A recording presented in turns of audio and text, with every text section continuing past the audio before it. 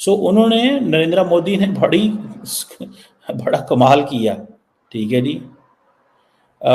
और ये उन्होंने इस हवाले से उन्होंने डाल लिया उनको, और आज वो मोहम्मद यूनुस साहब बैठे हुए हैं, देख रहे हैं।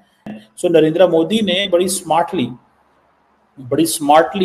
जो है बांग्लादेश को अपने फोल्ड में ले आए, और आहिस्ता आहिस्ता, और वो बड़ी अक्लमंदी थी उनकी, मैं आपको बात बताऊं, बहुत ही बड़ी अक्लमंदी थी, बहुत ही बड़ी अक्लमंदी थी। तरफ से एक बड़ी स्टेटमेंट हमारे सामने आई है और मोहम्मद यूनुस ने ये कहा है कि इंडिया और Bangladesh relations should be very close despite the recent regime change. एक तो इस स्टेटमेंट से ये पता चलता है कि मोहम्मद यूनुस साहब को ये समझ आ गई है कि इंडिया की मदद के बगैर बांग्लादेश की इकोनॉमी का चलना इतना आसान नहीं होगा। आप देखिए, इससे कुछ दिन पहले एक हमारे सामने कॉन्ट्रैक्ट या एग्रीमेंट आया जिसमें 3 कंट्रीज जो कि बांग्लादेश, नेपाल और इंडिया हैं, उन्होंने बिजली के हवाले से एक कॉन्ट्रैक्ट किया। अच्छा, ये तो इलेक्ट्रिसिटी का तो मामला है ही है, क्योंकि इंडिया की बड़ी कंपनीज जो हैं वो बांग्लादेश को बिजली फराहम करती हैं। बांग्लादेश ने उनके काफ़ी पैसे हमेशा ही देने होते हैं, अटके रहते हैं। जैसे कि पाकिस्तान के हवाले से भी कहा जाता है कि जो मेडिसिन वहाँ पर जाती हैं इंडिया से, उसकी काफ़ी पेमेंट्स जो हैं वो काफ़ी बाद यानी काफी देर से भी होती रहती हैं। दुनिया को पता जी। अब ये हुआ क्या है कि जब से इनकलाब तो आ क्या है, ये नफरत क्या है इंडिया को लेके? वो इंडिया जिन्होंने इन बांग्लादेशियों को पाला है, इनको एक्सपोर्टर बनाया है, इनको दुनिया के अंदर एक कहते हैं ना जो 2% 3% इनकी करेंसी गाली थी उसको इज्जत दिलाई, आज ये उसी इंडिया के हिंदुओं को जो है परेशान कर रहे हैं, जो है उन पे अटैक कर रहे हैं, इंडिया के खिलाफ नारेबाजी लगा रहे। ये दिमाग इनका अपनी जगह पे है कि हिला हुआ है? तो वैसे भी इंडिया को तो क्योंकि दुनिया की फार्मेसी कहा जाता है, तो वो मेडिसिन तो नहीं रुक सकती, वो जाती रहती हैं वहाँ पर। और इंडिया भी जो ऐसे ह्यूमैनिटेरियन बेसिस पे कोई काम होता है उसको जो है वो नहीं करता, चाहे वो जो भी कंट्री हो, एनिमी कंट्री हो तब भी। तो अब मोहम्मद यूनुस का ये कहना कि जो टाइज हैं वेरी क्लोज डिस्पाइट दी रिसेंट रिजीम चेंज, इसका मतलब है कि ये पता चल गया कि ताल्लुकात ख़त्म नहीं हो सकते, रिलेशंस हमें अच्छे बनाकर रखने पड़ेंगे। और इससे पहले आपको पता है कि इंडिया की तरफ से भी काफ़ी ऐसे स्टेप्स कुछ देखने को मिले कि भई अब हमारा जो पेमेंट्स हैं, बिल्स हैं कंपनीज की तरफ से कहा गया वो तो अदा कर दें, बड़ी मुश्किल हो रही है वगैरह वगैरह। वो पता चल रहा था कि जाहिर है कि जो कुछ चल रहा है उसके अंदर। और फिर साथ ही बांग्लादेश ये भी देख रहा है कि कोई भी कंट्री हो, अब देखिए ना, अभी के भी देख लें, श्रीलंका से लेकर और लाओस तक, जहाँ जहाँ डॉक्टर जयशंकर या मोदी साहब गए हैं वहाँ पर वो कुछ ना कुछ देकर आए हैं। बड़ी बड़ी रकमें, मिलियंस ऑफ डॉलर्स दे रहे हैं इन कंट्रीज़ को, नेबरिंग फर्स्ट के नाम पर भी। नेबरिंग फर्स्ट की जो उनकी पॉलिसी है, एक्ट ईस्ट पॉलिसी है, और जितनी भी पॉलिसीज़ है उसमें वो नेबर्स को देते हैं। अब बांग्लादेश ये जानता है कि देखिए, आईएमएफ से पैसा लेना और बात है, आईएमएफ के प्लान में जाना और बात है। अमेरिका से भी उसको इमदाद जो है, एड दी गई है बांग्लादेश को और आगे मिलती रहेगी। लेकिन एक ऐसा कंट्री जो कि आपके नेबर में मौजूद है और वो आप उसके ऊपर बहुत सारी चीज़ों में डिपेंड करते हैं, ये एक डिफरेंट एस्पेक्ट है। और किसी से कर्ज लेना या आईएमएफ के प्लान में होना या एड ले लेना किसी से, वो एक डिफरेंट एंगल है। तो एक नेबरिंग कंट्रीज जो कि आपसे बहुत करीब है और एक ही तरीके से एक ही वो है, तो उसके वो अपनी बात होती है। एक तो हमें इससे ये पता चलता है। अच्छा, दूसरी इसके अंदर जो है कुछ और भी जो हैं वो चीज़ें हैं, वो हम आपके सामने रख देते हैं कि जो उन्होंने कहा है। इसके अंदर उन्होंने साथ में ये भी कहा है कि जो ये रिजीम चेंज हुआ है, ये इंडिया इससे डिसहार्ट हुआ। जो सिचुएशन रही, जो हालात रहे, वो इंडिया के लिए साजगार नहीं थे, जो कि बांग्लादेश के अंदर जो कुछ हुआ, ये बात उन्होंने कही। लेकिन मोहम्मद यूनुस ने इसके ऊपर डिटेल में रोशनी नहीं डाली, यानी ये नहीं बताया कि कौन से हालात, कौन से incidents.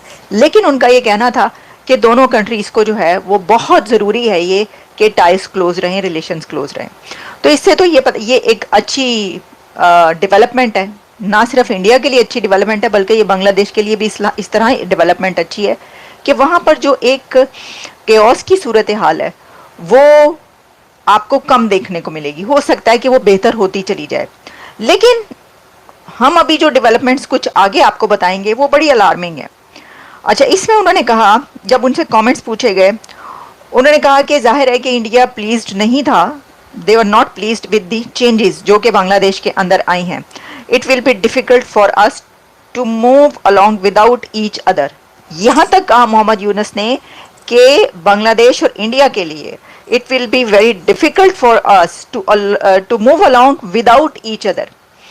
It is only natural that we have close ties and good relations in every sphere. Her sphere में, हर डिपार्टमेंट ऑफ लाइफ में, हर जगह पर बांग्लादेश और इंडिया के क्लोज रिलेशंस, गुड रिलेशंस होना अच्छा है। यही नेचुरल अलाइनमेंट है और ये अगर दोनों अलग अलग मूव होते हैं तो ये डिफिकल्ट होगा दोनों के लिए। बड़ी बात है, ये सारी बातें उन्होंने कही जिससे पता चल रहा है कि उनको ये पता चलता है कि इससे अंदाज़ा हो रहा है। अच्छा, अब देखिए हम एक और ज़रा तरफ चलते हैं, वो ये है। अच्छा, उन्होंने ये भी कहा things will be clear to them when they see that the entire world is accepting, how can they not accept us. ये किसके मुतालिक है? चलें, ये एक लंबी उनकी गुफ्तगू हुई है, इसके ऊपर फिर बात करेंगे। जय हिंद दोस्तों। तो ये वही बांग्लादेश है जहाँ पर रिजीम चेंज होने के बाद भारत के खिलाफ जहर उगला जा रहा था। मतलब भारत को ये कर देंगे, भारत को ऐसी ऐसी धमकियाँ दे रहे थे दो कौड़ी के भिखमंगे लोग कि आप इसकी कल्पना नहीं कर सकते। सीधा सीधा भारत सरकार को धमकी दे रहे थे कि शेख हसीना को लौटाओ वरना भारत से रिश्ते खराब हो जाएंगे। मतलब जैसे भारत से अगर ये रिश्ते ख़राब कर लेंगे तो जैसे पाकिस्तान की तरह भारत भीख मांगने लगेगा। ये रेडिकल टाइप के लोगों को उतनी सोचने समझने की क्षमता नहीं होती इनके अंदर। जैसे पाकिस्तान ने कश्मीर से हमने धारा 370 हटाया, अब स्वाभाविक सी बात है हमने लगाया तो हम ही हटाएंगे। हमने हटाया तो पाकिस्तान ने ट्रेड बंद कर दिया। अब ट्रेड बंद करने के बाद पाकिस्तानियों ने सोचा होगा भारत को तो बहुत बड़ा नुकसान हो जाएगा, लेकिन ये भूल गए कि भाई भारत से तुम फ़ायदा उठा रहे थे, सस्ते में फल सब्जियां ले रहे थे हमसे और अपनी आवाम को टिका रहे थे। ठीक है, यहाँ पे जब भारत से सब्जियां जाती थी ना पाकिस्तान में, तो आपको पता होगा कि 40 से 50 रुपये किलो एवरेज प्राइस चलती थी। आज लगभग 300 से 400। नॉर्मल चीज़ें जो बहुत सस्ती जहाँ भारत में मिलती हैं 10-10, 20-20 रुपये में, वो वहाँ 250 में मिल रही हैं, क्योंकि मटेरियल जहाँ भारत खा ही रहा है वो जा रहा है सऊदी अरब और UAE के ज़रिए, तो महंगा लेना पड़ रहा है। क्यों? क्योंकि उतनी अकल है, भूल गए, ये सोचा ही नहीं कि अगर भारत से ट्रेड बंद करेंगे तो क्या होगा। वही हाल बांग्लादेश का हुआ। बांग्लादेश के रेडिकलाइज लोग भारत को धमकियां दे रहे थे, भारत को ये और वो। अब इन लोगों ने इतना अंदाज़ा नहीं लगाया कि आपकी टेक्सटाइल कंपनी कैसे चल रही है भारत के ज़रिए। आपको बिजली कौन दे रहा है? भारत दे रहा है। आपको खाने पीने की चीज़ें कौन दे रहा है? भारत दे रहा है। चीन नहीं दे सकता, वो बहुत दूर है। अमेरिका तो सिर्फ पैसे दे सकता है, पैसे दे देगा तो पैसे थोड़ी ना खाओगे, ख़रीदना पड़ेगा कहीं ना कहीं से।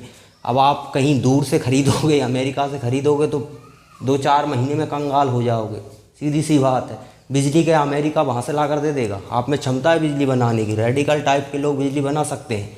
इनको तो सिर्फ हिंदुओं को टारगेट करना होता है, इसके अलावा इनसे कुछ नहीं होता। तो भारत सरकार ने इनके नटबोल टाइट किए। आर्थिक तौर पर किसी भी देश को फुटपाती बना दो, वो नॉर्मली सड़क पर आ जाता है, क्योंकि उसके ही लोग उसको पेलना शुरू कर देते हैं। जो लोग सड़कों पर उतरकर उपद्रव मचा रहे थे, आज उनके खाने के वांदे हो रहे हैं। जब खाने के वांदे होंगे तो उनको समझ आएगा कितनी बड़ी गलती हम लोगों ने कर दी है। और जिस देश से तुम्हारा मतलब अस्तित्व टिका हुआ है, उस देश को तुम उंगलियां कर रहे हो। मालदीव ने भी किया था। मालदीव का राष्ट्रपति मोइज़ू लेट गया भारत के आगे, बिल्कुल भारत आया और भारत को अब इतना अच्छा दोस्तों, क्योंकि उसको पता है कोई मदद नहीं कर सकता कहीं से। उनका जो टूरिज्म सेक्टर था तबाह हो गया, खेल ही ख़त्म हो गया। और भारत अल्टरनेटिव खड़ा कर रहा है, तो फिर इसमें क्या होगा? अगर अल्टरनेटिव हम खड़ा करते हैं मालदीव की तरह ही, तो दुनिया मालदीव जाने की जगह जहाँ आएगी, क्योंकि कंपटीशन हो गया। और स्वाभाविक सी बात है, भारत आएगी या मालदीव जाएगी पब्लिक। तो उससे तो उनकी टूरिज्म इंडस्ट्री के भरोसे वो जी रहे थे और उसी में खेल हो गया उनका। तो अब उसमें हालांकि गलती नहीं है, आप मोइज़ू की गलती नहीं कह सकते, उसमें गलती पब्लिक की है। आपका एक व्यक्ति जो राष्ट्रपति बनने की उम्मीदवारी में है और वो कह रहा है कि भारत को भागाएंगे हम, हमें वोट दो, और आप उसे वोट दे भी रहे हो, तो इसमें गलती किसकी है? पब्लिक का समर्थन है। तो जो पब्लिक चाहती है कि भारत भागे, तो फिर ऐसे भिखमंगों को उसी भाषा में समझाना चाहिए। और स्वाभाविक सी बात है, हम पैसे दे के पालेंगे तभी ये टिकेंगे।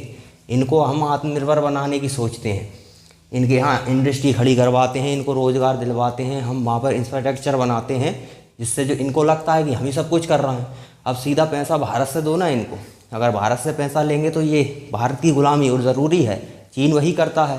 अमेरिका वही करता है, वही करना पड़ेगा। ये देश ऐसे नहीं मानेंगे कि रेडिकल टाइप के जो लोग होते हैं उनको ऐसा लगता है कि पूरी दुनिया हमारी है, हम इसके मालिक हैं, जो कुछ है वो हमको ही करना है। तो अब इस तरह की मानसिकता रखने वाले व्यक्तियों से आपको उसी तरह से डील करना होता है। तो भारत बांग्लादेश को उसी तरह से डील कर रहा है। देखिए, हम जो बिजली देते थे उधार में, वो अडानी साहब ने मांग लिया। अडानी साहब ऐसे नहीं मांग सकते, भारत सरकार ने कहा होगा कि मांगो और बिजली रोको, जो बिजली आप दे रहे थे वो रोको। जो इनको 18 घंटे मिल रही थी ना बिजली, अब इनको 2 3 घंटे मुश्किल से बिजली मिलेगी तो समझ आ जाएगा कि भारत से पंगा लेने में क्या होता है। पूरी रात साले छतों पर सोना पड़ेगा, सड़कों पर सोना पड़ेगा, तब पता चलेगा, क्योंकि मच्छर सोने नहीं देंगे घरों में, तब इनको पता चलेगा कि भारत से पंगा लेके क्या हो गया। तो जब खाने की नौबत, जब रोज़गार ही नहीं होगा, सीधी सी बात है, आपके यहाँ टेक्सटाइल की कितनी बड़ी बड़ी इंडस्ट्री थी, हज़ारों लाखों लोगों को रोज़गार मिल रहा था, वो एक झटके में बंद हो गई। तो हज़ारों लाखों लोग जब बेरोज़गार होंगे, महंगाई ऊपर से बढ़ रही है, तो तुम्हारा क्या होगा? परिवार पालना मुश्किल हो जाएगा तुम लोगों के लिए। मेरा कंसर्न सीधा यही है कि भारत सरकार, मेरा समझ नहीं आता, या तो जितने भी हिंदू वहाँ पर 1 करोड़ रह रहे हैं उनको भारत बुलाओ। इतना बड़ा देश है भारत और इतना पैसे की कोई कमी है। दुनिया की 5वीं सबसे बड़ी अर्थव्यवस्था है, 3री बनने वाले हैं, तो उनको यहाँ बुलाओ और फिर इनको उसी भाषा में जवाब दो, तोड़ो सालों को, और फिर अलग से कुछ चीज़ें हैं वो करो। जो जैसे अमेरिका वहाँ पर एक क्रिश्चियन कंट्री बनाना चाहता है ना, उसी तरह से आप भी वहाँ हिंदू कंट्री बनाओ, कुछ तो करो। लेकिन सिर्फ क्योंकि आप देखिए ना, अगर हम भिखारी बना देंगे बांग्लादेश को, तो जो हिंदू रह रहे हैं उनकी तो वैसे ही दुर्दशा थी, अब और उनकी स्थिति खराब होने वाली है। क्योंकि टेक्सटाइल कंपनी में हो सकता है हिंदू कुछ % काम कर रहे हो, उनका भी रोज़गार जाएगा, उन्हें तो वैसे भी और समस्या खड़ी होने वाली है। तो भारत सरकार को इस विषय पर भी काफ़ी विचार करना चाहिए। हालांकि बांग्लादेश धीरे धीरे गड्डी में आ रहा है, क्योंकि आना ही पड़ेगा। खाने के जब बांधे होंगे ना, तो ये मोइज़ू फोइज़ू को उनकी ही पब्लिक टांग देगी, क्योंकि जब देश की स्थिति ख़राब होती है ना, तो बहुत भारी पड़ जाता है किसी के भी लिए। आर्मी को सैलरी देने के लिए पैसा नहीं बचेगा आपके पास, सरकारी जितने भी कर्मचारी हैं सब सड़कों पर आ जाएंगे, क्योंकि किसी को सैलरी नहीं दे पाओगे। तो ये हालत होगी, तो स्वाभाविक सी बात है, भारत के अलावा दूसरा कोई विकल्प नहीं। जबकि अमेरिका ने कह रखा है इनसे कि भारत से बनाकर रखना अगर टिके रहना है तो, वरना आपकी इकोनॉमी धराशायी हो जाएगी, क्योंकि भारत से ही आपको सब कुछ मिलेगा। हम सिर्फ पैसा दे सकते हैं, उस पैसे से आप क्या कर लोगे? भारत की बजाय आप किसी दूसरे देश से क्या खरीदोगे? पाकिस्तान से खरीदोगे, वो खुद दुनिया से भीख मांग रहा है। चाइना से खरीदोगे, वो बहुत दूर पड़ेगा, कॉस्ट ही बहुत कई गुना बढ़ जाएगा, तो आप कितना समय सर्वाइव कर पाओगे? तो भारत से बनाने के लिए अब मौजू भी लाइन पर आ रहे हैं। जो कुछ समय पहले हमें धमकियां दे रहे थे, वो अब हमारी चरणों में आ गए हैं। यही होता है इकोनॉमिक दबाव बनाने का तरीका, और भारत सरकार ने नटबोल्ट तय कर दिए, क्योंकि स्वाभाविक सी बात है, हम ही से पल रहे हो और हम ही को आंखें दिखा रहे हो, ऐसा नहीं हो सकता। अमेरिका भी इस समय भारत को आंख नहीं दिखा सकता, तो ये 2 कौड़ी के बांग्लादेशी क्या आंख दिखाएं।